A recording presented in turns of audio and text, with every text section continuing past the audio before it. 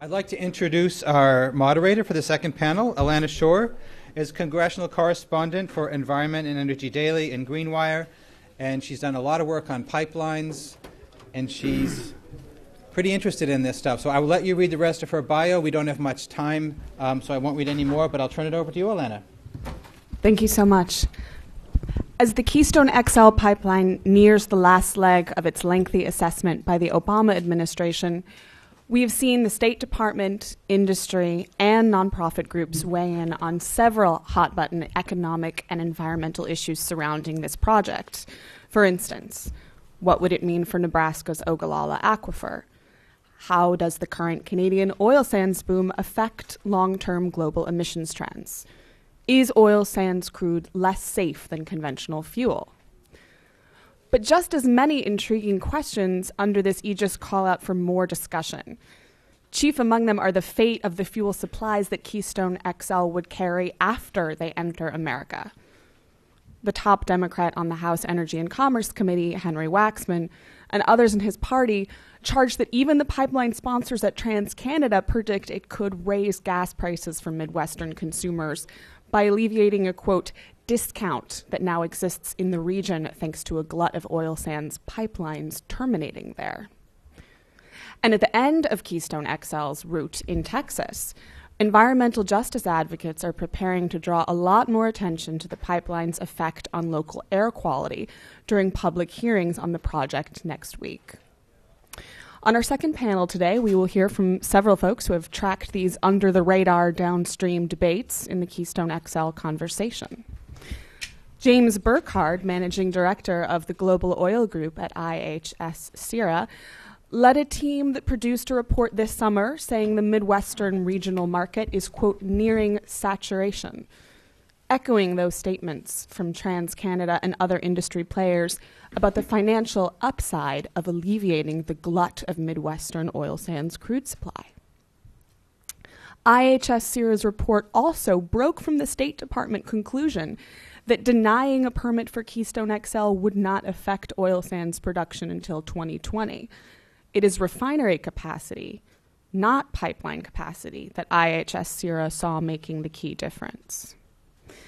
Meanwhile, Anthony Swift, policy analyst at the Natural Resources Defense Council, might agree that the pipeline's effect on refineries needs more discussion, but his group wants the spotlight shined more brightly on how Keystone XL would affect the quality of life in Gulf Coast refinery areas, a key environmental concern. Another quality of life argument in favor of the pipeline is its job creation potential in America, as Jim Kimball of the International Brotherhood of Teamsters can attest today. But even as labor unions join the push for what some call the ultimate shovel-ready infrastructure project for a White House that says it embraces them, Keystone XL's critics are beginning to push back at those domestic jobs claims.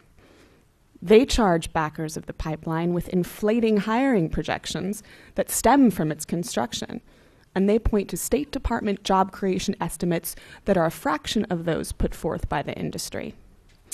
Perhaps John Rojan, senior researcher at the Canadian Energy Research Institute, can also help us shed light on that debate.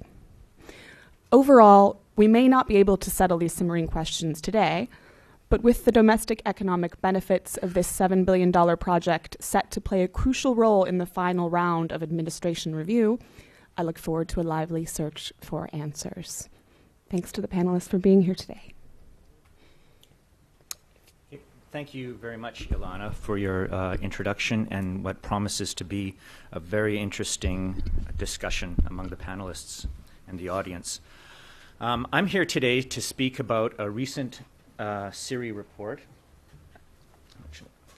a two-part report that we just finished that has assessed the economic impacts throughout North America of the Keystone XL Pipeline. Before I start, I'll tell you who we are. The Canadian Energy Research Institute has been around for over 35 years. We're a not-for-profit institute funded one-third by the Canadian federal government, one-third by the Alberta provincial government, and one-third by industry. And our goal is to provide independent, objective, relevant economic research to inform policy. Our I will use this, and I will direct you to the next slide. Our website is www.siri.ca. All of our reports can be located on that site, all of our recent reports, and also information. We have a monthly oil bulletin, a monthly gas bulletin, and a publication called Geopolitics of Energy, of which I'm the editor.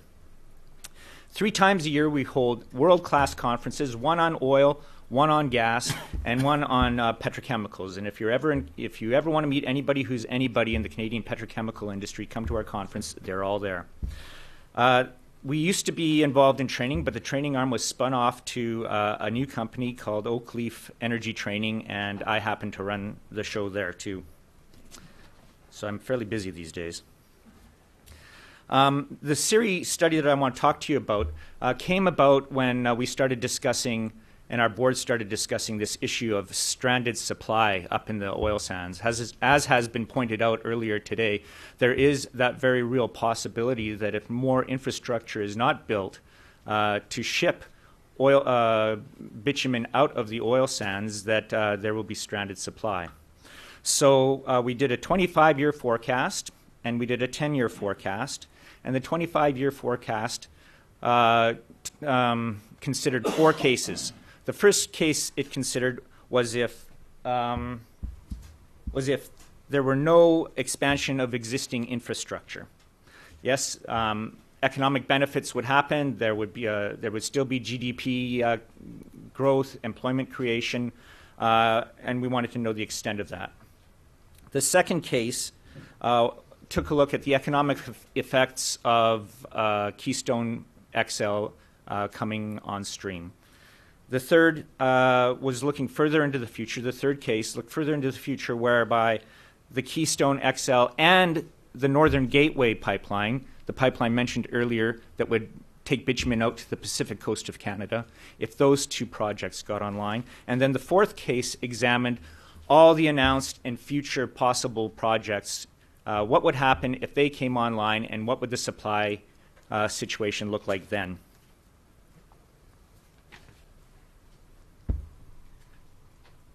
I can see your eyes glazing over at all the verbiage on that slide, so I'm not going to discuss that in great detail. I just wanted to tell you that at the backbone of this study, we created an input-output economic model, which economists call, the type of it is a general equilibrium model. And this is to consider the economic impacts throughout North America. What's unique about our model is the trade flow matrix. Usually in these kinds of studies, the trade flow matrix looks at the sectors and the areas within a certain country. But this matrix considers impacts across both economies and at the federal, the state, and the provincial level. If you want more information about the methodology for this report, and I believe the slides will be made available to you, you can click on that link and you can read all about it. There's 10 good, solid pages of methodology there for you. But to put it more simply, what we're trying to accomplish with our model is this. We look at the pipeline as a conduit.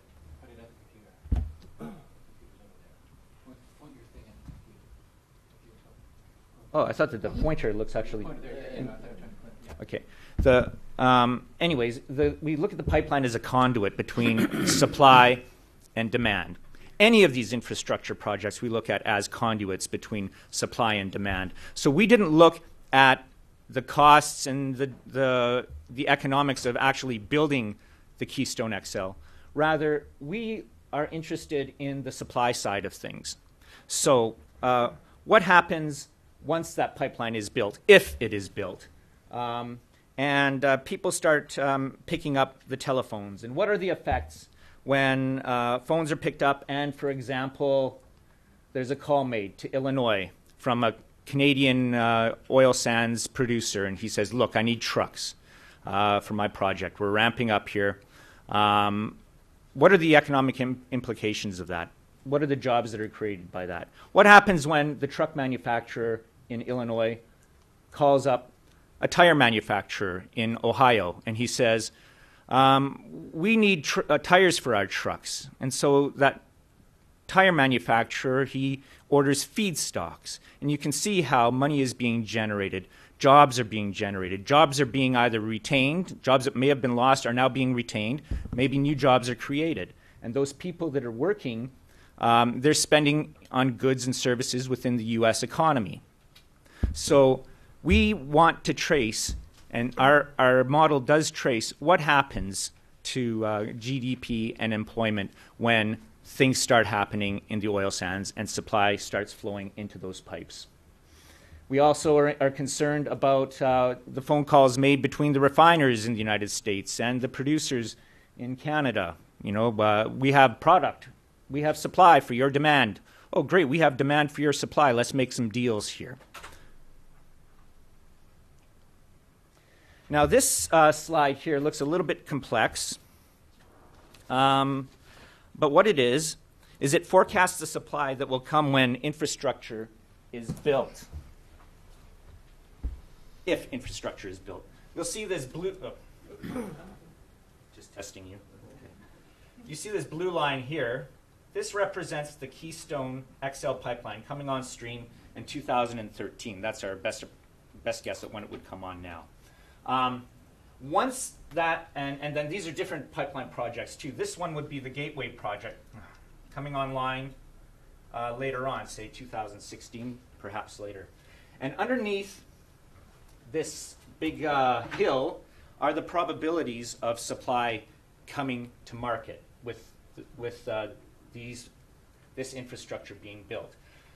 So you can see we see the probabilities of the pipeline filling up being several years down the road. But that's because this pipeline has not been finalized yet. Once it is finalized, once a decision is made to go ahead, if it is made to go ahead, these probabilities will get stronger. People are going to start working, and supply is going to probably come on stream sooner. That pipeline will probably fill up quicker.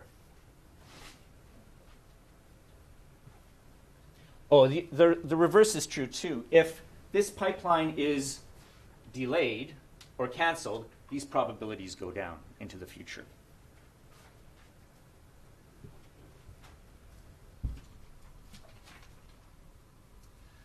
So over the 10-year part of our study, the GDP impact looks rather impressive. Now, total U.S. GDP impact looks to be about $133.57 billion over that 10-year period, so an average of $13 billion a year of GDP gets created in the U.S. economy. Most impacted states are those with a few factors in their favor. First of all, they may be refining states. They may be industrial states, and they may have a high population. If you have those three, you're going to get a lot of GDP impact from more oil sands supply. Now, remember that the case one that we presented looked at economic impacts if all existing infrastructure continued along. So there would always be economic activity in the United States because we have existing infrastructure moving bitumen. But if the Keystone is canceled, these are the sort of numbers that you're looking at that would be lost if that pipeline project doesn't go ahead. And the numbers we came up with were $46 billion over 10 years, so an average of $4.6 billion would not be added to American GDP over those 10 years.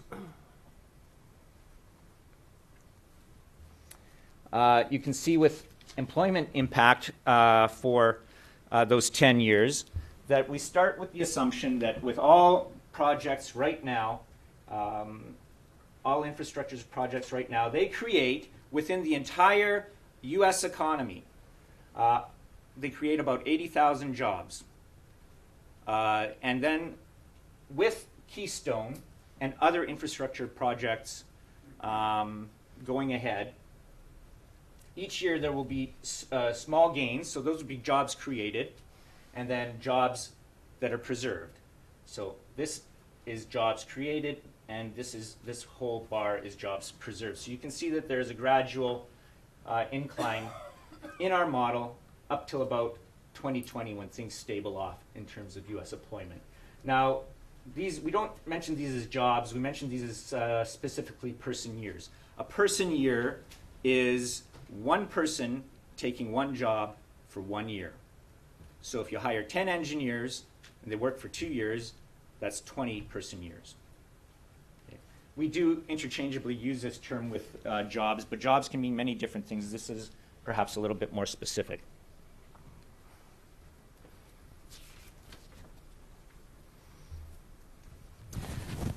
Again, in terms of jobs foregone,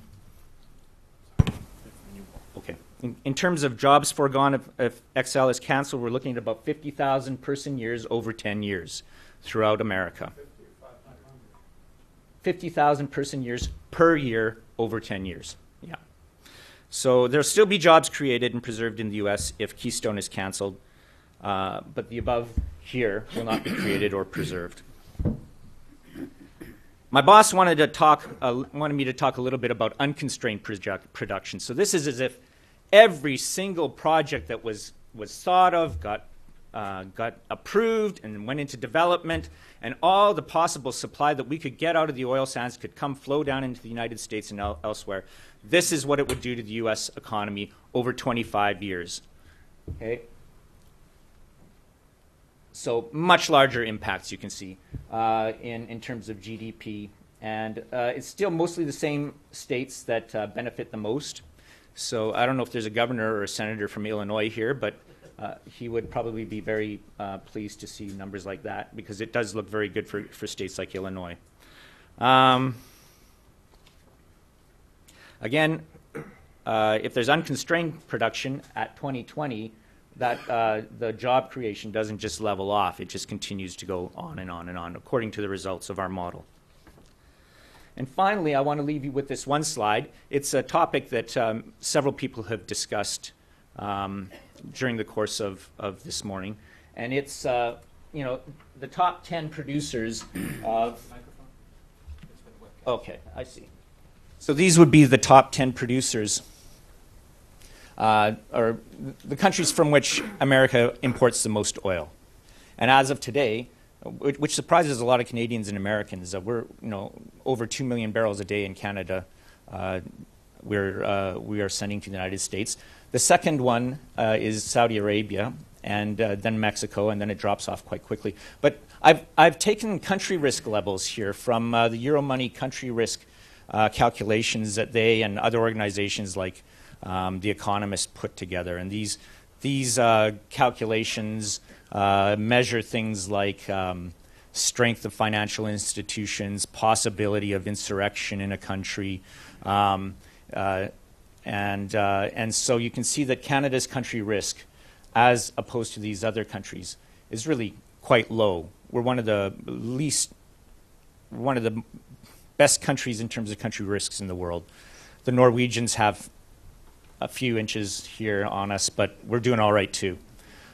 So I think the argument that can be made here is that the United States has, in terms of securing supply, made some very wise decisions in going the Canadian route. And it's a secure route.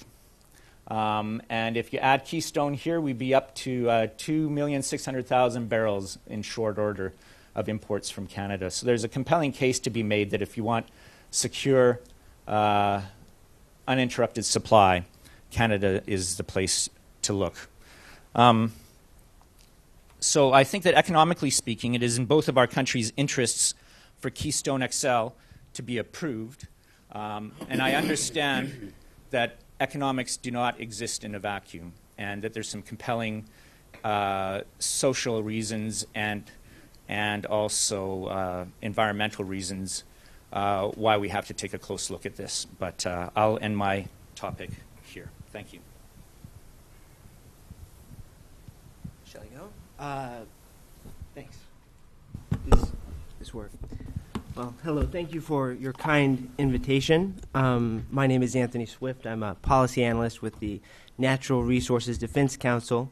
or the NRDC. The NRDC is a national nonprofit organization dedicated to protecting public health and the environment. I think I'm going to start. I would probably just add a comment. We need to have some of you guys at our meetings because one of the cornerstones of states' environmental assessment has been that Keystone XL will not affect tar sands production in the next 10 to 20 years. And all of this analysis would strongly suggest that you guys disagree, and we have been disagreeing on that point as well. We believe that the development of Keystone XL will send a strong price signal to the tar sands region, which will increase the development of that area, and the impacts of that development need to be considered in the assessment of Keystone XL. But I think my first priority for the day is going to be to try to get out of Disneyland, which is where I think we were placed in the last panel. I want to begin that by talking about where we are now as far as fuel use. The United States uses about 19 million barrels a day of crude, and that is down from 20.7 million barrels a day in 2005. So we're seeing our crude oil consumption decrease in the U.S. market, while the gentleman from TransCanada mentioned that the U.S. is expected to continue to be the leader in crude oil consumption. The IEA also believes that U.S. oil consumption will be declining at least until 2030. And one of the big reasons for that is improvements in auto efficiency standards and transportation practices. I would say that NRDC has done a number of analyses and has partnered with the United Auto Workers for various campaigns to increase fuel efficiency standards. And we found that through tighter fuel efficiency standards, we can actually decrease our fuel consumption by 3 million barrels a day by 2025, and through other measures, including transit and a number of taxation measures, that number could be increased by 7 million barrels. So the idea that the U.S. has an insatiable need for oil is not an assumption that we can just take on face value. There are other options. And I should mention on the job front, while the State Department mentions that there are 5,000 to 6,000 jobs that would be created by the construction of Keystone XL, the renewable energy sector in the United States is the fastest growing job producer. In 2009, we had 2.2 million jobs in that sector. In July of 2011, a Brookings study found that sector had increased by 500,000. So this isn't a world in a vacuum. And one of the reasons that we particularly find Keystone XL is important is that we do agree with the gentleman from the Energy Policy Research Foundation that saying yes to Keystone XL would be a strong financial signal to markets as far as the development of the tar sands region goes and the future of U.S. energy supply. And I wanted to mention a point regarding the idea that Keystone XL would go empty if there wasn't need in the U.S. market. It was a kind suggestion by TransCanada, but the fact of the matter is Keystone XL is going to Houston, which is an international port. And so the issue here is if there is not need for the oil in the U.S., it will be exported. So irregardless of whether the U.S. needs it or not, all liabilities and risks of tar sands production and the piping of tar sands through the U.S. will be borne by the United States. Going into some of the more traditional issues that I do just want to touch on as far as the tar sands production and some of the environmental consequences of it. At this point, I don't need to tell you what Keystone XL is, but I do want to mention some of the issues with tar sands production. Essentially, the environmental impacts of this are extremely high. I'm from West Texas, and I understand that conventional crude generally is just drilling for oil, and there can be advanced techniques for extracting it. In the tar sands, it's a combination of strip mining tar sand crude beds and blasting it with with heated water to get the bitumen out. And the process is incredibly energy intensive, and it creates significant amounts of water pollution that have, high impacts on the area and on the communities that live in that area. In addition, as had been mentioned in last panel, tar sands production involves 3 times the emissions of conventional crude. In the environmental impact statement issued by the State Department, they found that the well-to-wheel emissions of tar sands was 17% greater than the average conventional crude. And what that basically means is that saying no to Keystone XL is the same as getting 6.2 million vehicles off of the streets without any consequence to Americans. But I also want to mention, for this conversation, I want to bring up 3 issues which actually there's great agreement on. The U.S. and Canadian governments, industry, and the environmental community all agree, first, that the current route that TransCanada hopes to build Keystone XL would take it through the Ogallala Aquifer, and in particular the Sandhills region of the Ogallala Aquifer. Second, there's agreement that there has been no independent study of the impacts of tar sands crude on pipelines or the behavior of that crude when a spill occurs. And finally, while there continues to be debate on details, we all agree that Keystone XL will leak. Let me begin with the Ogallala Aquifer. The reason that we talk about this so much, in particular the Sandhills, it's the most important source of groundwater in the United States. It provides drinking water for 2 million Americans, nearly a third of the country's irrigation water, and supports $20 billion a year in agriculture. Most of the aquifer's water is actually concentrated in a small area in Nebraska called the Sandhills. One thing that was mentioned in the last panel was that we don't have many aquifer pipeline spills. I can't speak to that in the case of all aquifers, but I can say the reason we haven't had a spill in the Sandhills is no pipeline company has proposed building a pipeline through the Sandhills.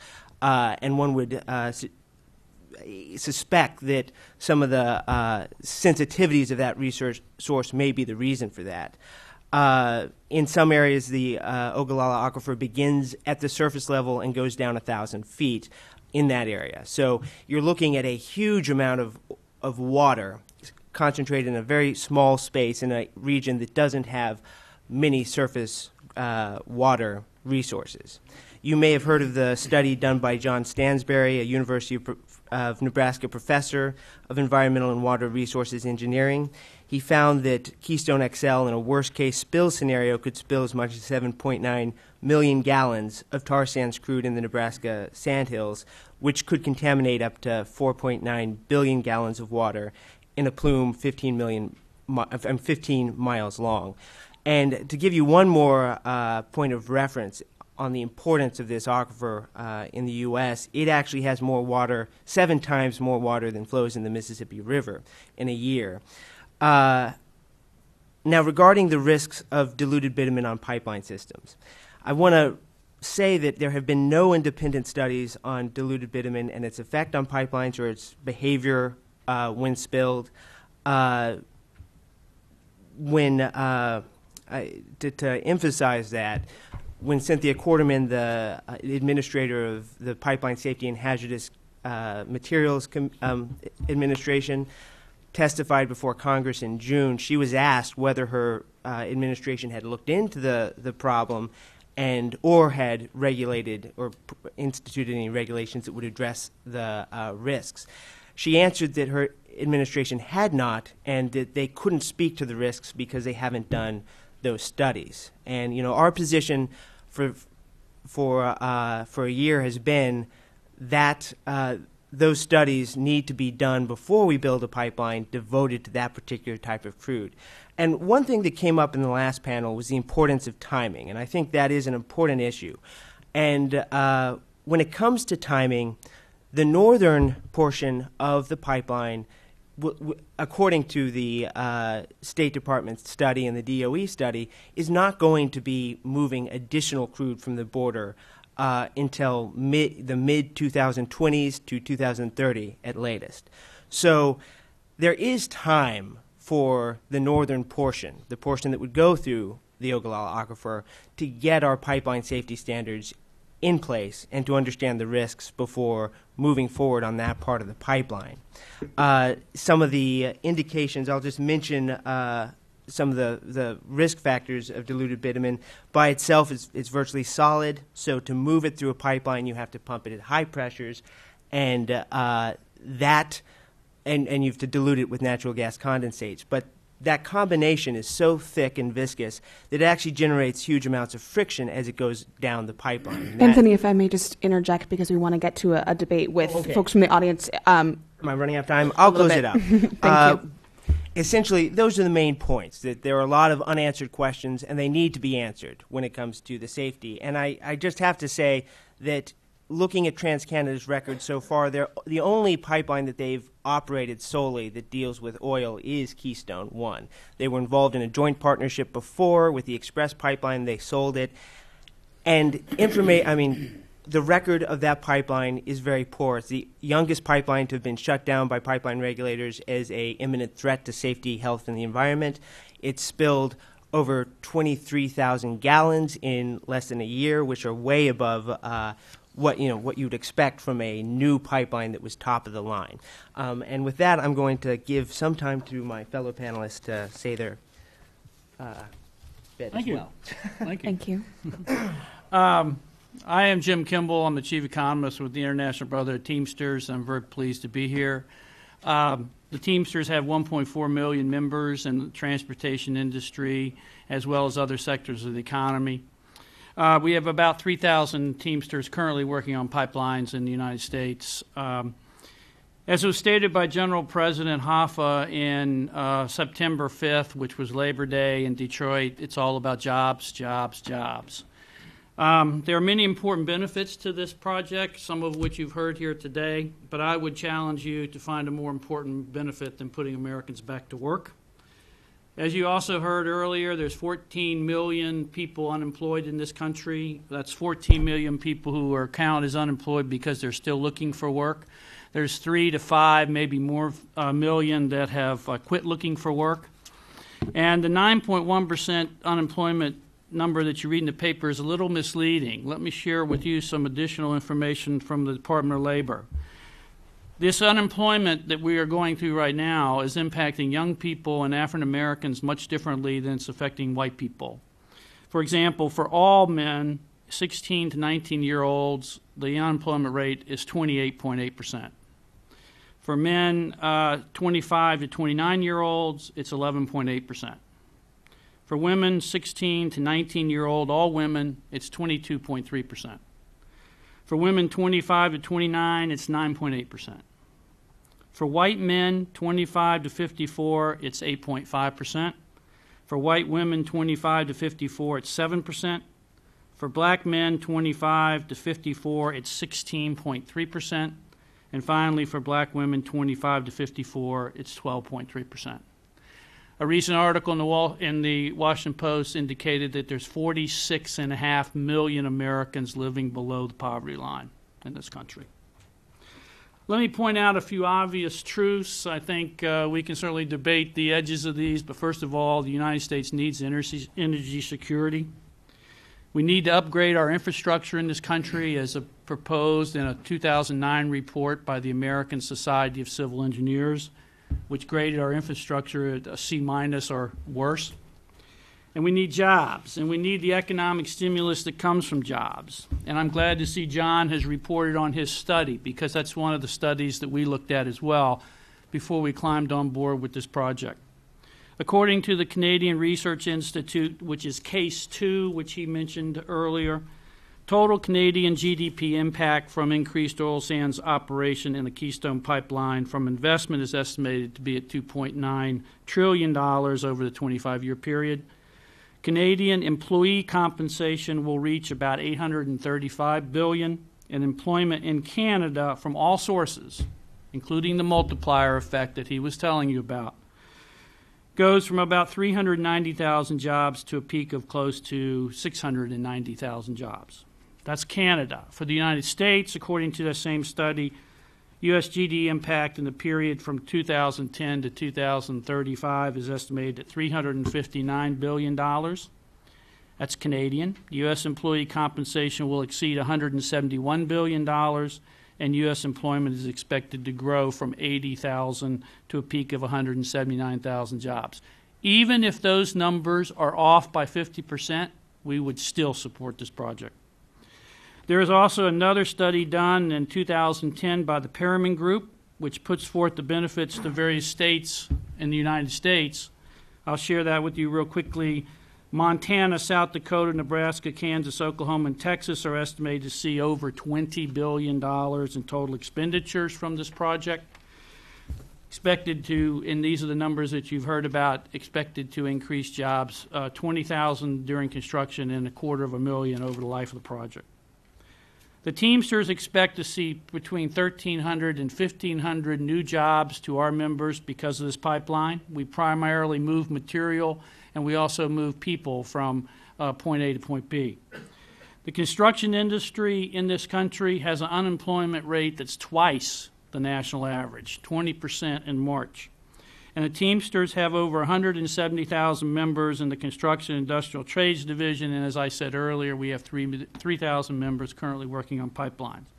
These are tough jobs, but they are good-paying jobs, and more importantly to us, they're good union jobs, and we need all we can get. Thank you. Thank you. And finally, Jim.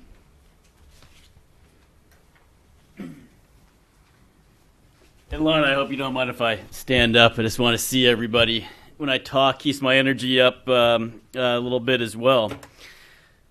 Let me start off by asking a question. What country in the world in the last 2 years recorded the biggest increase in liquids production? Liquids is the stuff that we call oil. What country in the world had the biggest increase in the last 2 years?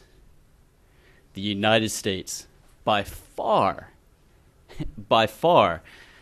U.S. Liquids production, oil production, from 2008 to 2010 increased by about 1.1 million barrels per day. How big is that? It's huge. If you look at the number 2 country during that time, Russia, 440,000 barrels per day. Number 1, U.S., 1.1 million barrels per day. Number 2, Russia, 440,000 barrels per day. That is astounding, particularly when you consider the narrative in the oil market for the last 2 or 3 generations has been that the U.S. Decline in oil production was just going to continue. It was never going to stop. Well, it has stopped, and indeed it's reversed itself. And this is part of what we call the Great Revival. The Great Revival in U.S. oil production. And when you add in what's happening in Canada, because of the oil sands, there is a great revival of U.S. and Canadian oil production. And this isn't just what happened in the last couple of years. When you look at the next decade, you look at the potential of the oil sands, what could happen in the United States, what is happening in the United States. The U.S. and Canada, the potential to grow oil production is in the same league as very, very few other countries in the world. Brazil, Iraq, Kazakhstan, perhaps Saudi Arabia. The U.S. and Canada are at the forefront of growing oil production, which is a tremendous sea change from the narrative that has dominated oil market thinking for, again, a couple of generations. Now, for this great revival to continue, there's some things that have to happen. One of them is the expansion of pipeline infrastructure, which would allow more oil sands production to get to market, namely the United States. And the Great Revival, overall for the U.S. and Canada, it means a lot more jobs. We've heard about that. Fewer imports, a lower import bill. importing oil is one of the biggest components of the U.S. trade deficit, and it's energy security, which we talked about in the last session. So there are many important ramifications of this great revival, but let me talk a little bit about two specific points: the urgency of new pipeline infrastructure, and two, the fun question of whether expanding pipeline capacity from Canada to the U.S. would somehow lift gasoline prices or affect gasoline prices. Never really quite followed that because I always thought more supply relative to flat or static demand meant lower prices, but we'll talk a little bit more about that in a second. Most of the oil sands production, well, all of the exports are concentrated in the U.S. Midwest.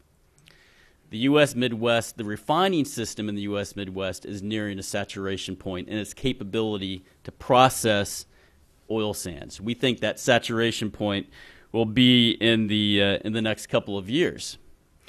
So in order to expand the reach of the oil sands, a logical option would be to expand the pipeline infrastructure to ship oil sands to the largest refining market in the world on the U.S. Gulf Coast. Also a very sophisticated, highly complex refining system, which is well suited to process many of the oil sands products.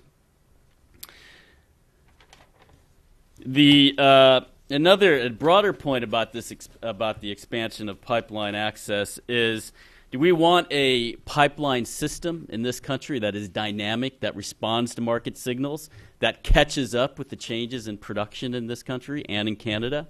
The U.S. pipeline system was essentially structured to ship oil into the Midwest, ship some oil down from Canada to the Midwest, but not out of it. I've mentioned this great revival in the U.S. The most important element of that great revival is growing production of oil from North Dakota. That oil needs to get to a market, and again, the biggest market in the world for oil is in the Gulf Coast. So not only would this expansion provide more dynamism in the U.S. pipeline system, allow markets to respond to price signals, it would help to encourage not just more oil sands imports to the U.S., but more domestic production as well, because some oil from North Dakota could benefit from the Keystone XL project. Next, the question about will somehow shipping more oil to market affect gasoline prices in the U.S., specifically the U.S. Midwest? Would that raise gasoline prices? I don't know about you, but I think economic logic, I think this is economic logic. You tell me if I'm right or wrong. Economic logic makes clear, I believe, that consumers benefit from increased flexibility and increased supply when you have demand that's flat to declining. I think that's the case. This would allow more oil to get to markets. WTI, the benchmark in the U.S., is disconnected from the global market. It is not a proper reflection of global oil market prices. The price of gasoline in the U.S. Midwest is set by global gasoline prices, not by WTI, not at all.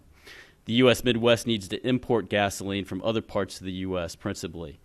And those refiners, those people who sell gasoline to the U.S. Midwest, they could sell gasoline elsewhere if the price is higher, or they could sell it to the U.S. Midwest. So U.S. Midwest purchasers have to pay a world price for gasoline to get it to them. So the idea that Keystone somehow, or any other pipeline, would somehow alter that equation is not betrays let's say a misunderstanding of how the global oil market and how the gasoline market operates. One point on the environment before I wrap up here. The environmental questions, there's a whole host of them: land use, water use. One that we've spent a lot of attention on is looking at greenhouse gas emissions, which evaluating and comparing life cycle greenhouse gas emissions of fuels is a complex process. We often hear someone say, oh, it's this figure or that figure, but until you understand, and I don't want to get into the technicalities too much, what were the system boundaries, what were the sources of data, it can be very complex, and it can often lead to comparing apples to oranges. Differences in the data used, the types of inputs considered, and one really key point, estimates obtained from rules of thumb or broad assessments or based on a very small number of projects or old data, which has been the case in some public work that's been done by the U.S. government. They may be useful for general discussion, but I'd be very cautious about applying them to inform a specific policy. They're certainly not robust enough. The work that we've done is we conducted what we call a meta-analysis, which looked at 13 different studies that estimated life cycle emissions of different types of oil. We looked at 13 different studies, and we normalized them because the system boundaries weren't all the same. So we tried to put it on an apples-to-apples basis. And by life cycle emissions, we're talking about all the emissions linked to producing the oil, shipping it, and consuming it, burning it in your car engine.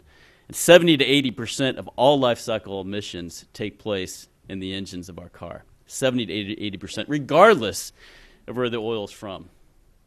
And the fuel economy standards, the increase in fuel economy standards that's been mentioned, that is going to have a profound impact.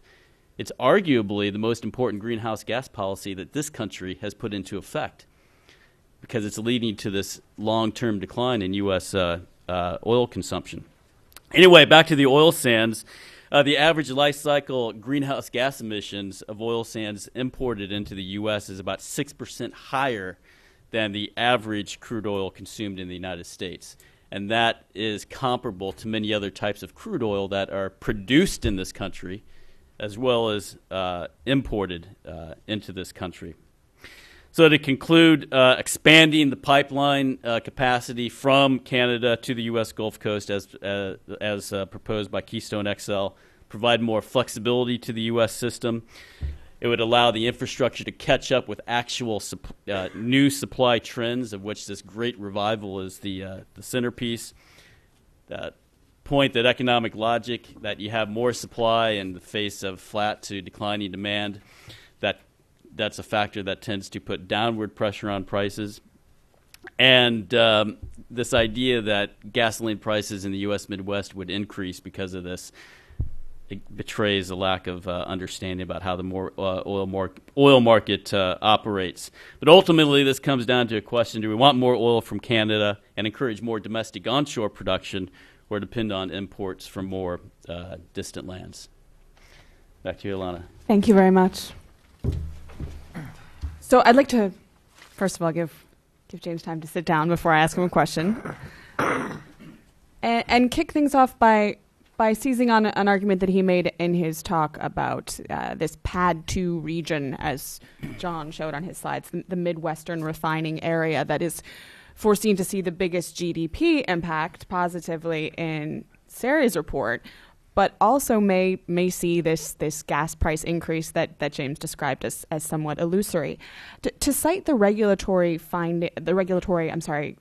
declaration, I guess, that TransCanada made, the specific figure that TransCanada cited in applying for a permit for Keystone XL was that the resulting increase in the price of heavy crude as a result of the supply changes brought about by Gulf Coast refinery capacity getting more oil sands would be between $2 billion and $3.9 billion in profits for Canadian petroleum companies. So I'm wondering, if that cost doesn't get passed on to consumers in the Midwest, where there is this glut, who pays for it? And if you could start, but I'd also like to hear Anthony after you're done. Well, refiners will pay for it. What you're talking about, or what the dynamic here is, the differential between the light sweet crude oils. You know, we hear about the price of oil when you read about it in the paper. It's usually Brent, the UK crude, which is truly the global benchmark now, or WTI. They're high-quality light sweet crudes, and most other crudes in the world are priced below those crude oils. So when you have a market that's saturated in heavy oils, which the U.S. Midwest is becoming, you have a growing price differential between the heavy crudes and those light sweet crudes. So if you're able to expand the refining industry's access, if you're able to expand the market for these heavy crudes, that would increase the demand for those heavy crudes and lower the differential, the price differential between Brent and these heavy crudes. Just really simple math. If the differential of Brent is 100 and the heavy crude is, say, 70, if we expand the market access and allow the heavy crudes to have a larger market and be higher demand, perhaps that would go to $80 or $90 if Brent were at 100. So we're talking about the change in that crude oil price differential and not an increase in the absolute price of crude oil, which is what sets the price of gasoline. But in short, refiners will bear some increased cost burden in America, American refiners, from this pipeline. They will benefit. Oh, absolutely not. It depends. There's a lot of factors that affect the price of crude oil, whether it's light, sweet, or heavy. So refiners, especially on the Gulf Coast, have invested billions of dollars to process lower-cost crudes, like heavy oil. So they do benefit from having heavy crudes that are available. This would increase the availability of heavy crudes in the U.S. Gulf Coast, which would benefit those refiners that have invested billions in the capability to process these difficult-to-refine crudes. So ultimately, investment in those upgrades might lead to netting out or even a benefit for them in the end. It could. Gotcha. Anthony, what do you make of this? Well, I would make that we do know just a few things, and one is that the rationale for the project is it will increase outflows of money from oil refiners to Canadian oil producers of up to $4 billion. We also know that Keystone XL will link that supply to the Gulf Coast markets. Now, I can't personally speak to more of the export angle, but I can say there are indications that that crude, once it gets to the Gulf Coast, will be exported as diesel, and that would decrease U.S. overall supply in a way that may affect consumers at the gas pump. And I just would... If I could interject, what makes you say that? Because as James pointed out, he sees this as something that's passed on to refiners, but not necessarily because of increased national supply and the different benchmarks affecting consumers. Well, it would seem that James's assumption is based on the idea that we have refined material pipelines that are perfectly in equilibrium, whereas our crude pipelines are not. And it's not altogether clear. You may have local supply imbalances based on the refined product pipeline system. And I would also add that a statement that was made earlier was that Keystone XL would help decrease crude imports, and that's a big part of the trade deficit. Well, it doesn't actually decrease crude oil imports for the United States. I mean, we will be importing just as much. Our trade deficit will be just as high, and we'll just be seeing greater outflows from our refiners and possibly to our consumers to Canadian tar sands producers. And I think that's something that we at least need to recognize as we assess whether this project's in our interest.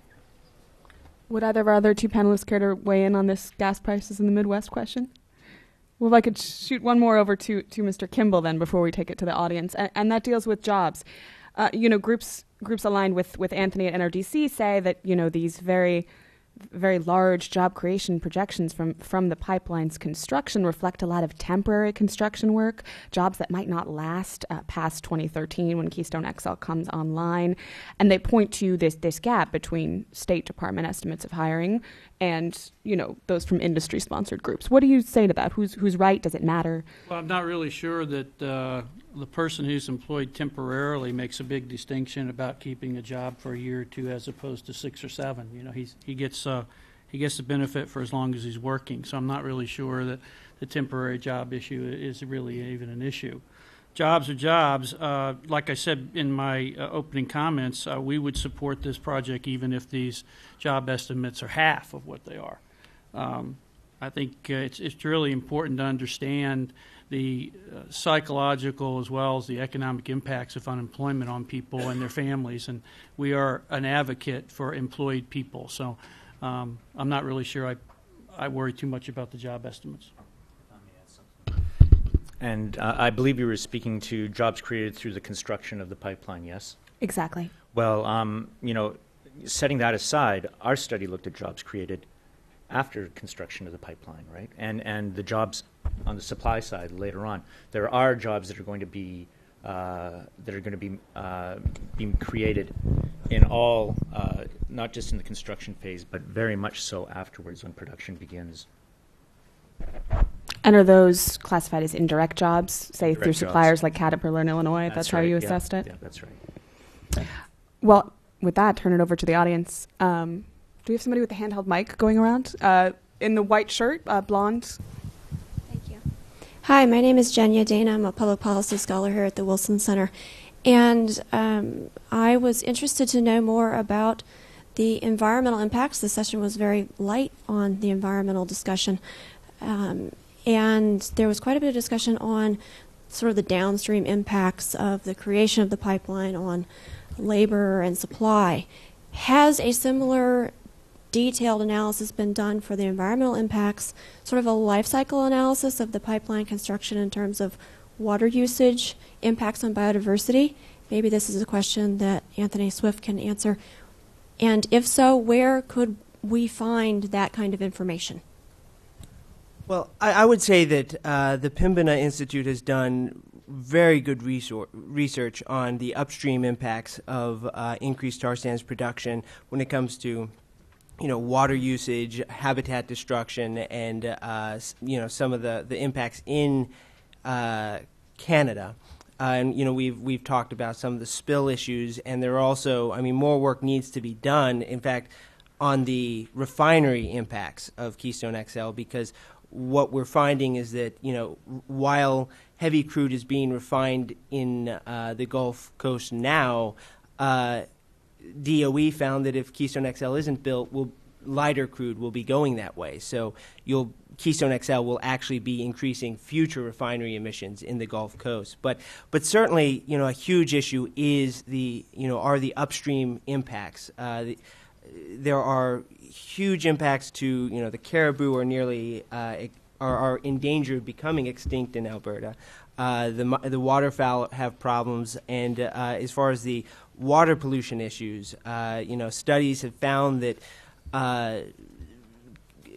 that the pollution from the tar sands is percolating into the water supply in Alberta, and native communities in the area are showing much higher incidences of cancer. And finally, I would say, from a water perspective, not only do you have the risk to the Ogallala Aquifer, but in Alberta, significant quantities of water are being used and then disposed of in tailing ponds. And in the drilling process, they're actually pumping on average more water into subsurface reservoirs. They'll never see it again than they're getting crude out. So these are huge issues that really factor into whether we want to put all of our money on this area and this kind of production. Thanks. Gentleman in the purple tie. Thank you. I'm Lawrence McDonald. I'd like to draw attention to the imbalance in today's panel and to note that the Teamsters are not the only group that professes to speak for labor. There are at least 4 unions that have come out against the pipeline: the Amalgamated Transport Union, the Transport Workers Union, the Main Alliance Labor Federation, and the National Union of Public and General Employees of Canada. Also, there's quite a number of elected officials, including the Republican governor of Nebraska, who opposed the pipeline. I noticed in today's lineup of elected officials we only had supporters. There's a cost to this kind of imbalance. As the previous questioner noted, we've heard almost nothing about the environmental effects of the development of the tar sands, although this panel is supposed to be devoted to environmental as well as economic effects. So my question is to Anthony Swift, and that concerns the impact of the deforestation involved in the development of the tar sands on North American songbirds. I know this is something NRDC has done some work on, and I'd like to hear you talk about that. Well, certainly we put out a report on that impact, and essentially what we're seeing is the migratory bird species that travel from the U.S. to Alberta. They're being destroyed by habitat destruction in Alberta, and the tailing ponds present a huge issue because what you have is, because there are so many pollutants in them, they don't freeze when winter comes, and birds often land in them and use them or attempt to use them as landing spots. And I may not be entirely clear, but I think the impacts on birds in the area, I mean, you're looking at millions. I think the estimates are between 22 million and 164 million. There's some question depending on the method you use, but it's incredibly significant, and we're seeing fewer songbirds as a result.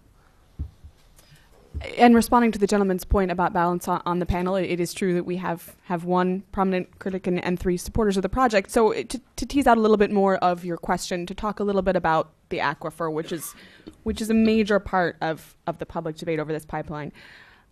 Industry folks will push back at groups like yours, Anthony, and say, well, 50,000 miles of pipeline already cross the aquifer. And, we don't hear about major spills. What makes this case different?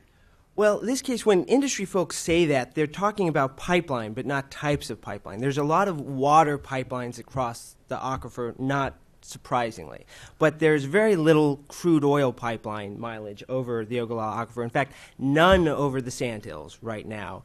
And I believe there are two major pipelines that kind of skirt the peripheries of the Ogallala. One is the first Keystone Pipeline, and I forget which one the other is. But you're not, and that's in the northern plains region of the pipeline, where of the aquifer, where the Ogallala Aquifer is densest in water intensity. So that claim is somewhat disingenuous, I would say. And that's one of the reasons we haven't seen many spills in the aquifers, because we don't have many crude pipelines going in that area. Interesting. To Mr. Burkhardt and Mr. Rojan, what about the economic effects of these environmental concerns, say, public health costs that might be borne in the event this pipeline would potentially leak? Did that factor into any of your analyses? Unfortunately, it did not in ours, but it's definitely a consideration. Has to be, but we had a strict focus on economics, GDP, and unemployment. Mr. Burkhardt, yours? My broad response to that is there are hard truths about our economy and our way of life. The way we live requires large volumes of energy, and we make choices every day about, well, yes, there's some cost, and there are benefits. To say there's no cost to say that there's a cost or a harm, everything we do. You turn on the light in your house, you're emitting even a small amount of CO2. There's a cost to that. There's a benefit to it as well. So I think that's just a perspective we need to keep in mind is, yes, there are costs to everything, every human activity, and weigh it against the benefits. The identification of a cost doesn't necessarily invalidate or negate the benefits from it. To our audience, blue scarf, turquoise scarf. Hi, my name is Emang Roberts. I'm here representing myself as a person on the planet. And I would just like to point out that this debate has largely been framed within the current system, which James Burkhardt just pointed out, which is inherently unsustainable due to heavy reliance on a finite resource, fossil fuels, and also the concentration of wealth and power in the hands of a few. And I think that's what this is really about. I'm also glad that Jim Kimball mentioned that unemployment disproportionately affects traditionally marginalized groups of society. It's unclear to me how the Keystone XL and tar sands development will change that. I would also like to point out that under our current economic system, jobs cleaning up oil spills are counted as economically valuable activity. And finally, just that ecology is the foundation of all life and our economy. So my question to the panel is, if we destroy our ecology in the long run, how will we have a functioning economy? That's a great question. Who wants to take that first? I might. Let me just say, first of all, I don't think employing 1,300 Teamsters will affect positively the marginal unemployed in this country, but I think we need to keep them in mind when we set policy that does affect large amounts of unemployed people. To answer that question for you, we are a very diverse union. We have many minorities and many women in our union, and so perhaps some of those will go to work on the Keystone Pipeline. But let me just address the larger issue, and that is, as an economist, we are concerned about not only the creation of wealth in this economy, but also the distribution of that wealth. And we have seen a contraction in the distribution of wealth created in this society to the upper income area. And we think, as a union, we think that's a very dangerous policy for this economy to follow, and we also think it's dangerous to democracy. And I think through a strong democracy, you can then balance your objectives of a sustainable environment and a growing economy. So I think there is some definitely connection between what we see happening on the economic front as well as what we see happening on the environmental front. And I'd like to just say briefly that agreeing on that point, we have seen green jobs creating 500,000 manufacturing jobs over the last 2 years, good jobs that do generate that, middle class that avoids the concentration of power, and also provides the gateway to that future that allows us to live in a more sustainable manner. And I think that is really one of the key questions here is, do we invest money on infrastructure projects that kind of chain us to the tar sands region as an energy source beyond 2030?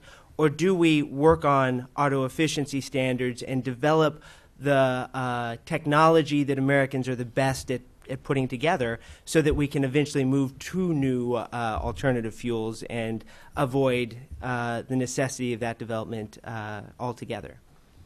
I hate to put a negative spin on things, but I think I will here. Renewable energy represents about 3% of the energy mix in North America today. The other 97% comes from non-renewable sources.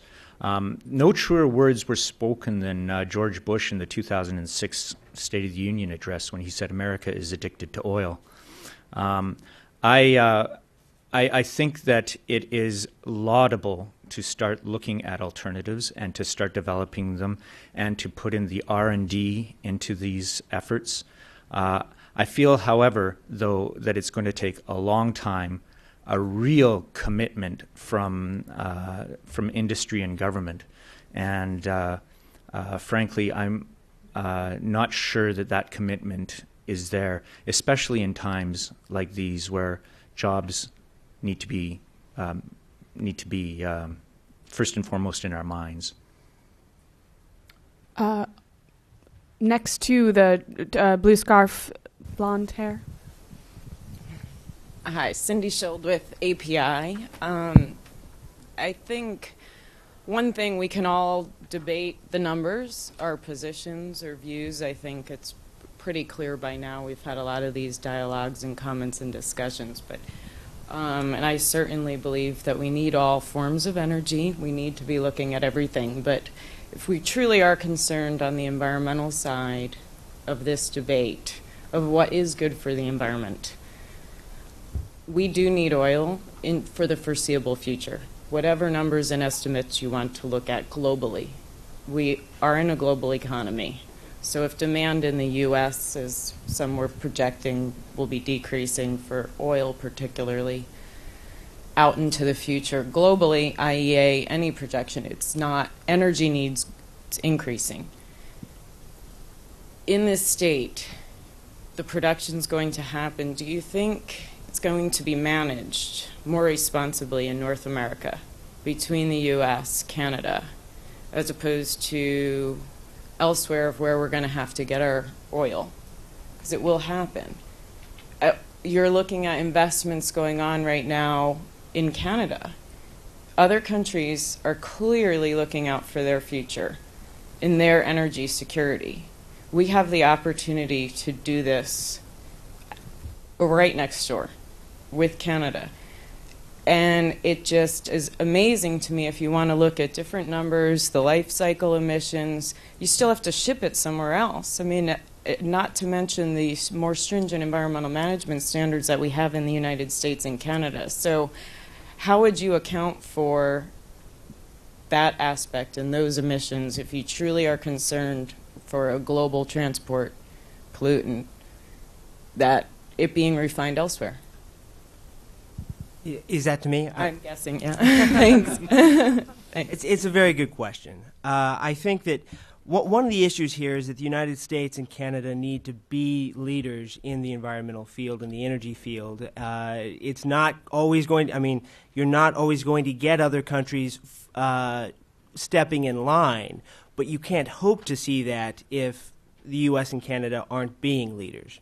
And I will say, frankly, that one of the, another of the major concerns about Keystone XL being a price signal for tar sands is that the development of tar sands over the last few years has been exponential, and environmental standards have not kept up with it.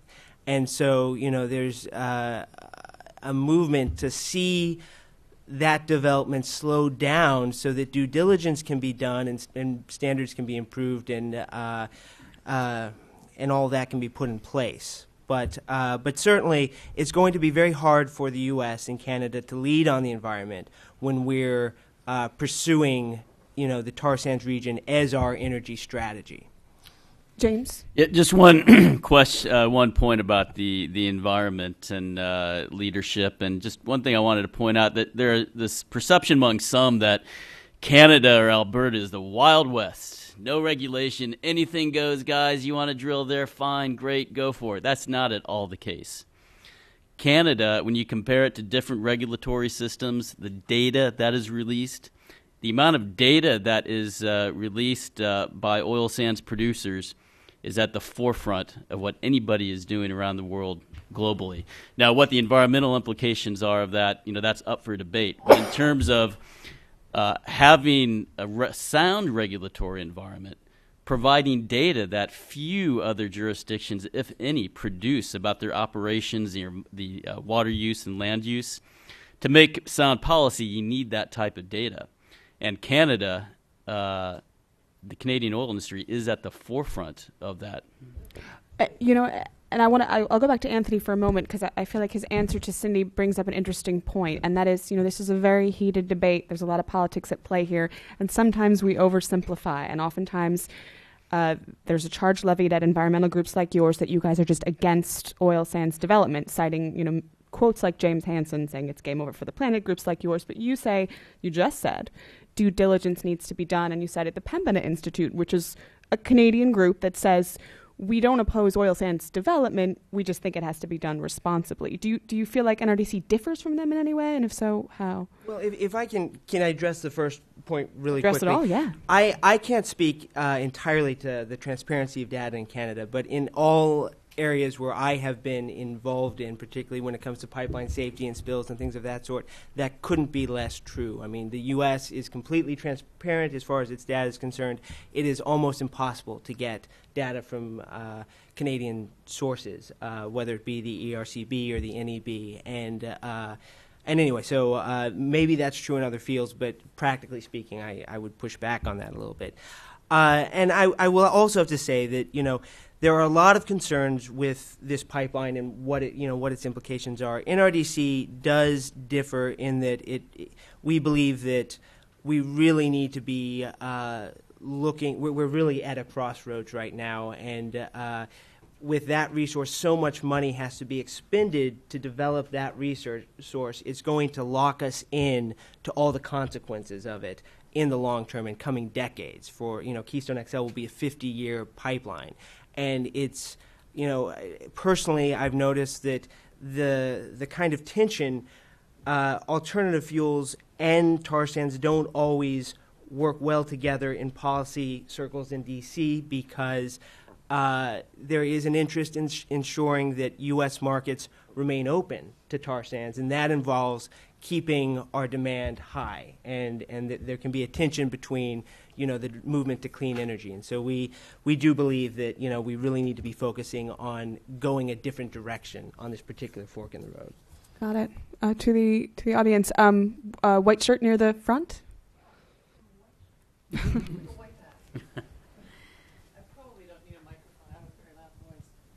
Hi. Is this on? Is this on?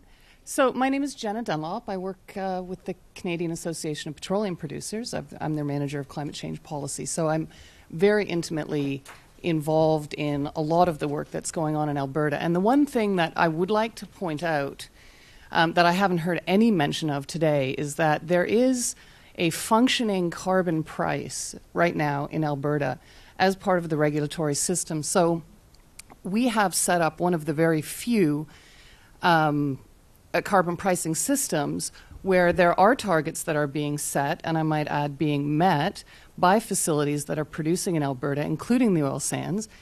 And there is a requirement to reduce emissions versus a historical baseline.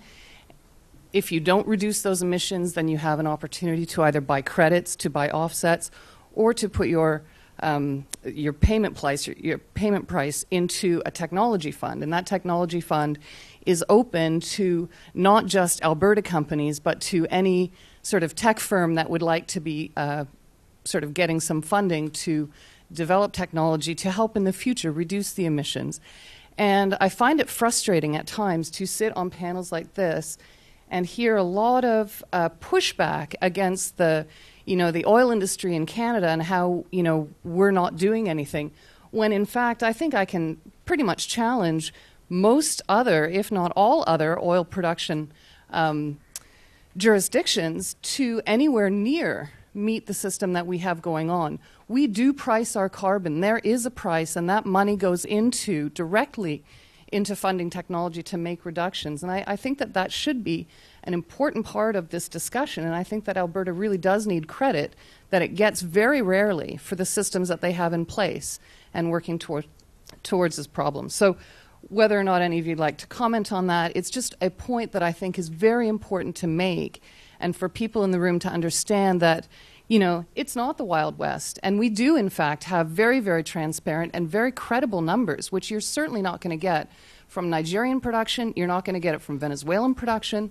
And I think that Alberta really does deserve credit. Thank you. Yeah, another point, too, that hasn't been mentioned so far, I don't think I heard it anyway, is that the Alberta government has put aside funding to the tune of $2 billion to study carbon capture and storage technology. That $2 billion may turn out not to be enough, but there's a commitment there to understand that and to try to limit emissions in that way. In the back of the room, glasses. Hey, thank you so much. Scotty Greenwood with McKenna. I just want to make a little observation, and I promise I'm not an apologist for David Beat or the Wilson Center, but Elena, you rightly cautioned us to not oversimplify, and there have been some observations throughout today about, well, you've got only one opponent and three proponents, and I just think this audience is very sophisticated and want to point out that there are definitely proponents. Alex Pourbet wakes up every morning trying to figure out how to get this thing approved. CAP, proponent, strong proponent, API. There are opponents. NRDC has made it a huge priority and has been pretty effective at opposing it. But I don't think Jim Kimball wakes up every morning thinking about this pipeline. I think he's thinking about jobs. And so I just don't think we should impugn the integrity of the Wilson Center or the experts that they ask, just because somebody has studied something and concluded that it's good from their point of view, whatever their point of view is. I don't think that makes them a proponent. And so I just wanted to say, I don't think this is actually as unbalanced, perhaps, as people might feel. And I want to give the Wilson Center credit for airing it. I'm sure that their funders in the oil industry are not pleased that they would give NRDC a prominent platform. And I'm sure that the environmentalists aren't pleased that they would give the oil industry such a platform. So anyway, just trying to defend your honor there, David. Well, thanks for weighing in. Do we have a question from the audience?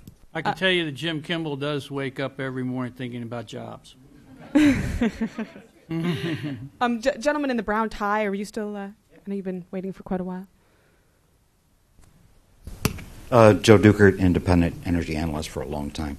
I'd invite any and all members of the panel to comment on my admitted skepticism about the jobs projections from both sides. I think they're exaggerated on behalf of renewable energy. I frankly don't believe that renewable energy has added 500,000 jobs in the recent past, nor do I believe that this pipeline and maybe a few other little things are going to produce 500,000 net jobs over the next 10 years. In examining the jobs impact, you have to think about net jobs.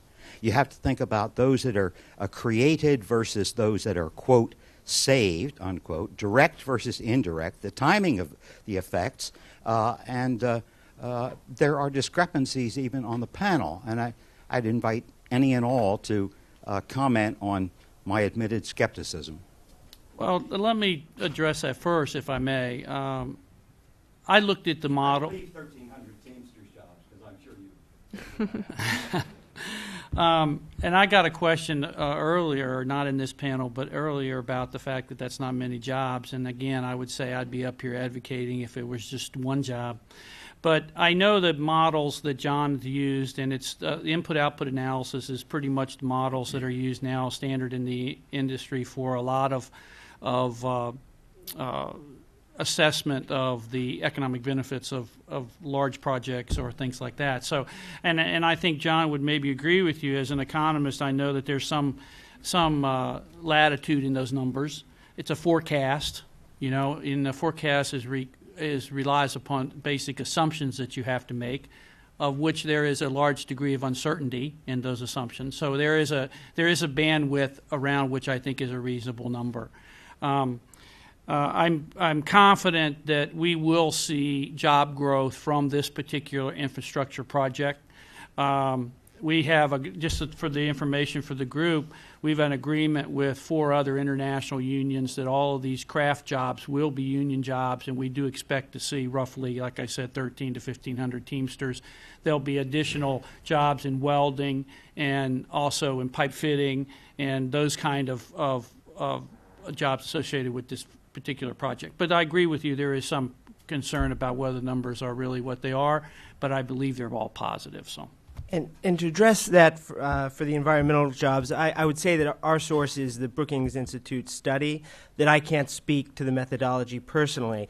But I can say that, you know, we also have worked with the United Auto Workers Association and identified 150,000 jobs associated with advanced vehicle technologies.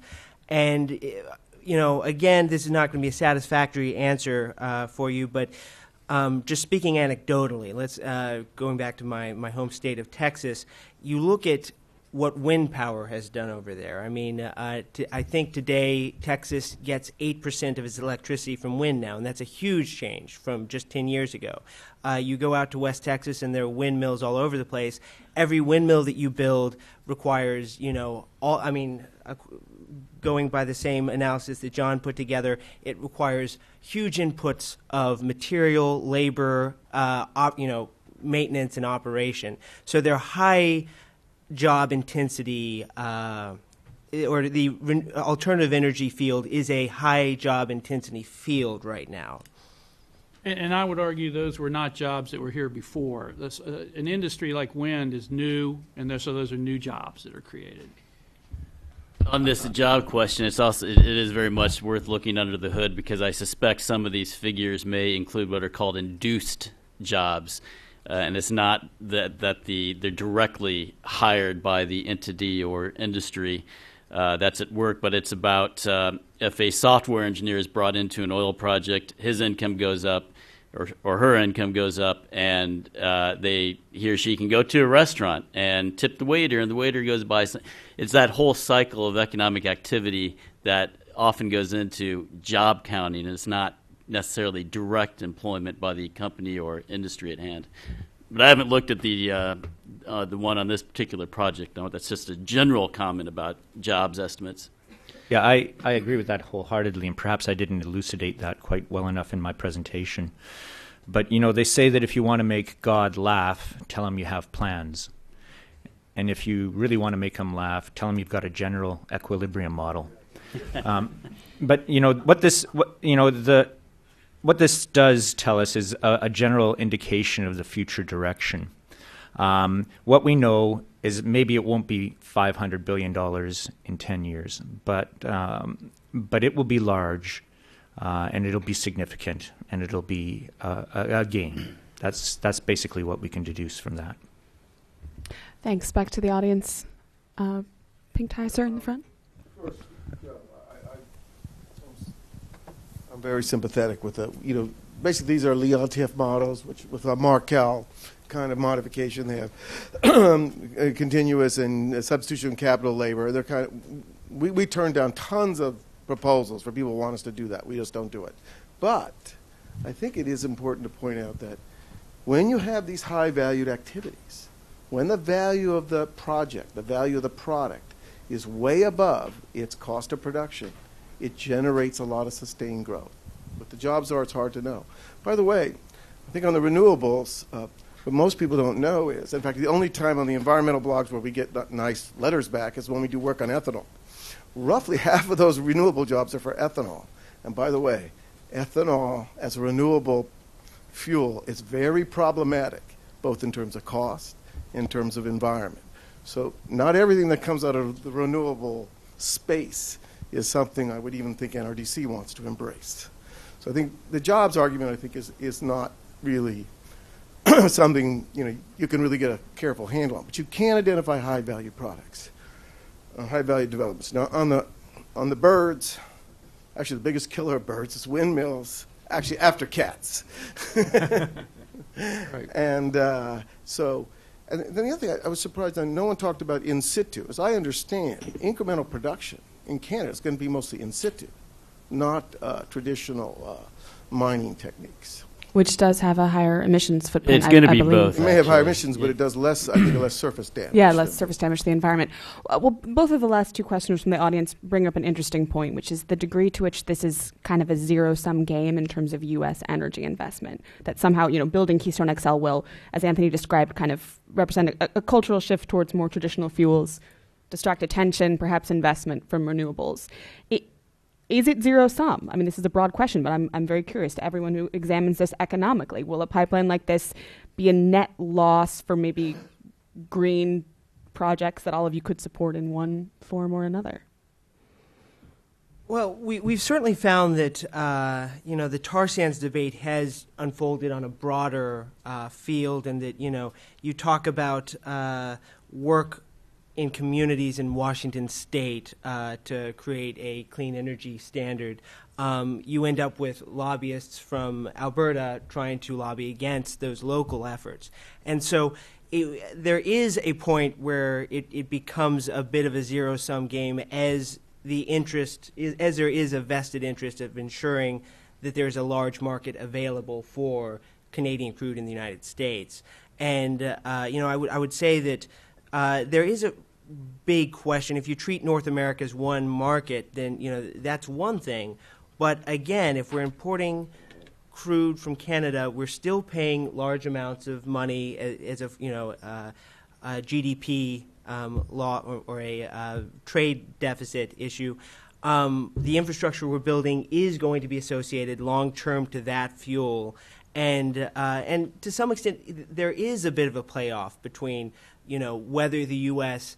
develops kind of the innovative technologies that keep jobs here. I mean, whatever the numbers are, it's hard to argue that the development of new technologies is the U.S.'s forte, and those are jobs that we keep around, whereas a pipeline is built over a period of 2 years, and it doesn't take that many people to manage the control center once it's put in.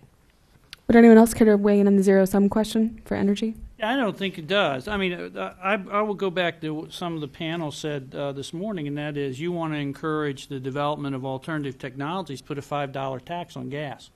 I mean, the market sends signals. And as long as there's a large discrepancy between the cost of producing something and the price you can charge the market, they will do that thing. And so you either subsidize by bringing down the cost of new technology by the federal government, or you create a marketplace for it where there's a large differential between the cost of production and price, and you will have that new development. And I very much agree with Jim, but this debate could be perceived by some as zero-sum, but it's not at all. It's an outcome of the lack of a clear and comprehensive policy framework in this country about how to the place where what is the role for fossil fuels versus renewables. We do not have that framework. We do not have those price signals. We have various mandates, incentives, credits, tariffs, which obfuscate what's really going on. One of the largest oil companies in the world was actually came out to some degree support for a carbon tax because it's very clear. You don't want to, if we as a society don't want to consume carbon, tax it. That sends a very clear price signal. But as a society, as a country, we haven't been able to. There's been no consensus. Hasn't been political will to act in a way that creates that comprehensive framework. In its absence, specific projects get focused on, and that's probably not the most productive way to go about this. And if I may just agree, I mean, I think that a big problem that is generating a lot of these conflicts is that we don't have a comprehensive national energy plan, and that's a huge deficit that is creating a lot of the question marks around these projects and our direction. A point on which you can agree. Interesting. Back to the audience. Maybe we have time for one last question, perhaps. Gentleman in the blue shirt.